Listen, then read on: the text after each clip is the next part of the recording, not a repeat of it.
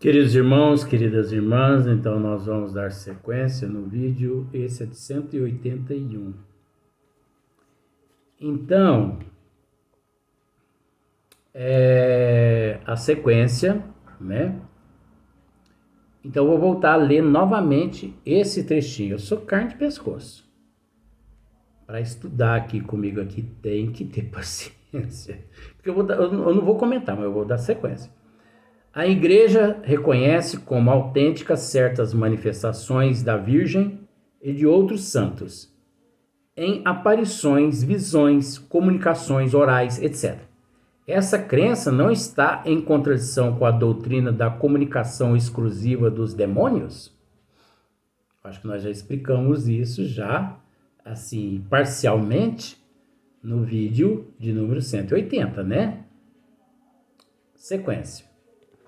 Acreditamos que algumas pessoas haja professado de boa fé essa teoria. Olha só como Kardec é inteligente. Acreditamos que algumas pessoas hajam professado de boa fé essa teoria, né? Mas também cremos que muitas a adotaram unicamente com o fito de fazer que outras fugissem de ocupar-se com tais coisas. Tá vendo só?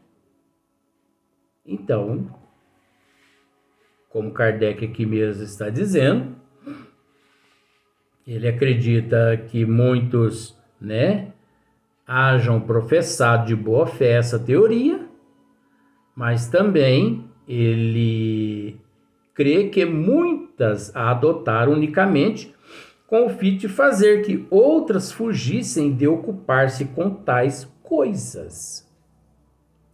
Pelo temor da comunicação, mas, né, das comunicações más, a cujo recebimento todos estão sujeitos, dizendo que só o diabo se manifesta, quiseram aterrorizar, né? Então, é aquilo que nós dissemos.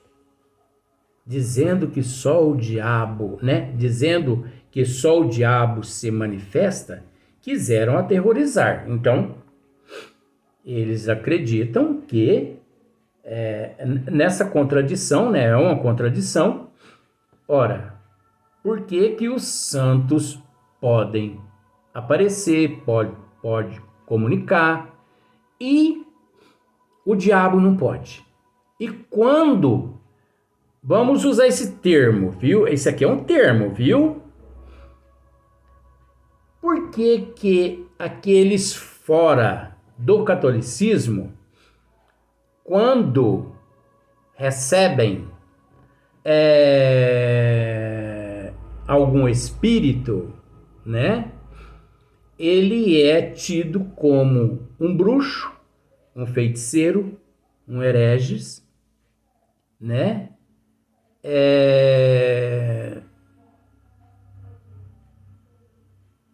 O prêmio dele é uma grilhotina. Hoje até que não, 2022, não. Mas existem os antagonistas no século XXI, no ano de 2022, viu? Existe. Assim, fingidamente, mas existe.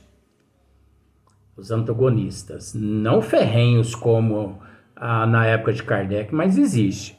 Entendeu?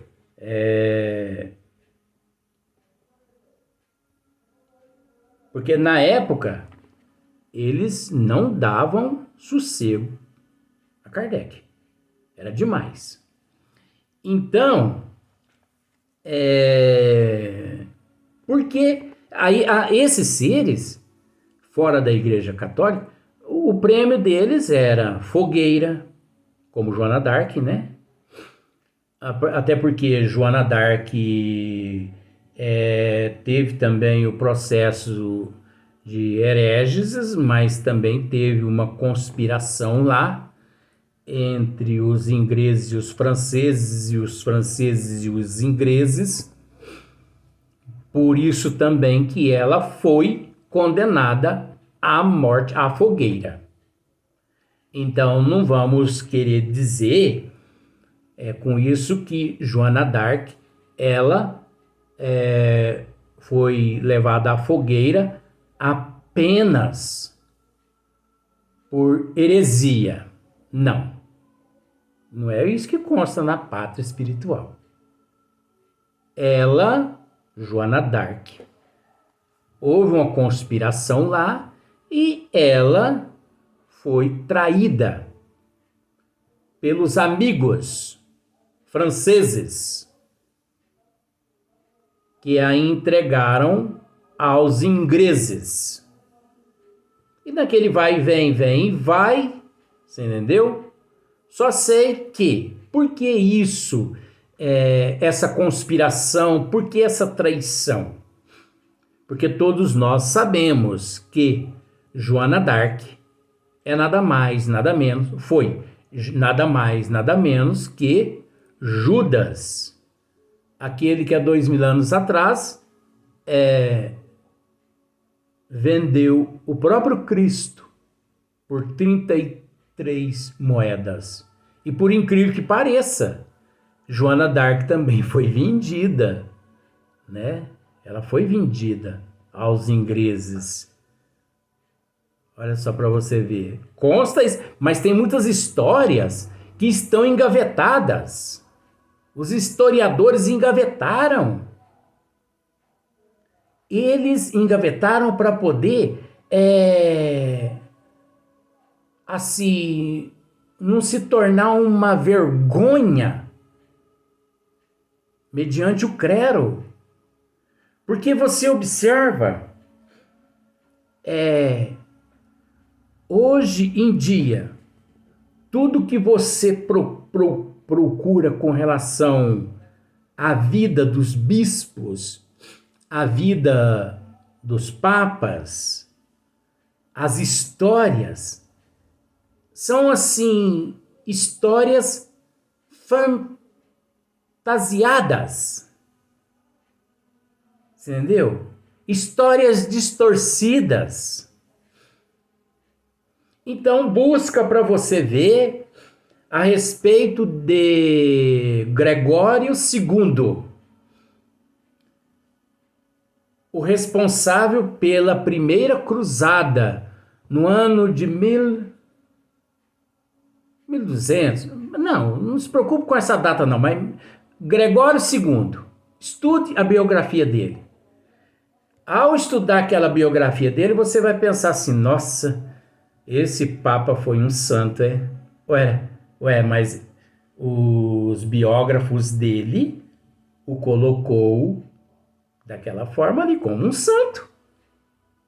Você entendeu?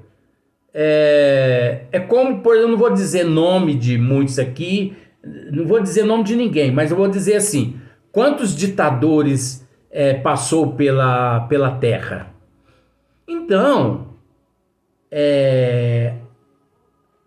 aparece um historiador e deturpa a autobiografia de um ditador.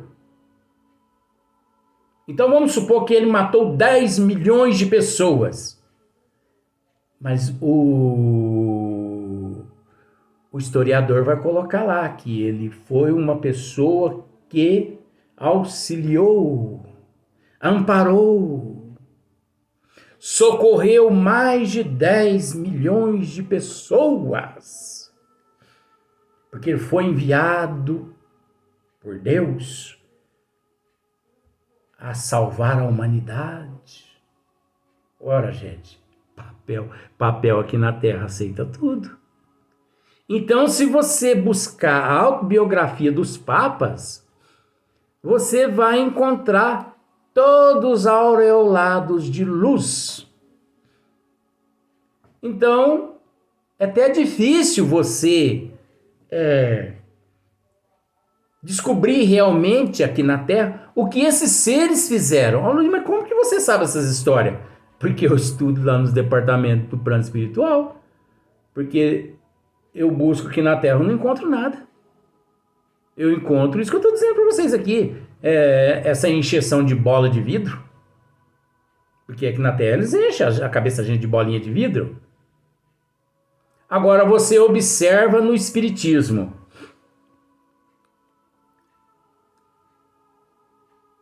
Observa para você ver 3 seres que eu vou dizer. A vida de Francisco Cândido Xavier é conhecida até pelos cachorros. Por que eu estou usando esse termo? Porque os antagonistas, os contra, os opositores do espiritismo, os críticos, eles fizeram de tudo para desmoralizar Chico Xavier aqui no corpo físico, mas não conseguiram. Sabe por quê? Porque Chico Xavier também foi a reencarnação do bom senso. Chico Xavier não desviou 1 centavo dos livros que os espíritos por ele escreviam. Ele doou todos os direitos autorais às obras de caridade. No entanto, não consta sequer um processo para cima de Chico Xavier de que ele desviou milhões de reais na cueca. Psicologia, viu? Já usei uma psicologia aí. Não consta-se na justiça. Como se diz aquele ditado? Puxa a capivara do Chico Xavier para você ver. Que eles não usam esse termo, puxa a capivara? Puxa a capivara para você ver do Chico Xavier através do CPF dele. Não consta sequer um deslize perante a justiça da terra. Honesto, digno. Chico Xavier, aquele que também soube praticar a lei de amor do Cristo. Mas interessante que todo mundo se interessa pela vida de Chico Xavier. Todo mundo procura, todo mundo é simbólico, mas todo mundo se preocupa mais com a vida de Chico Xavier do que com a vida de um papa, do que de um rabino, uma coisa assim, entendeu? De um dirigente de uma denominação religiosa. Tá aqui, viu? Na leitura aqui, do Livro dos Médiuns. Outro ser que nunca desviou sequer R$1 durante toda a tua vida, Divaldo Pereira Franco. Não existe sequer um processo para cima dessa criatura. Eu falo criatura com todo amor. Não existe.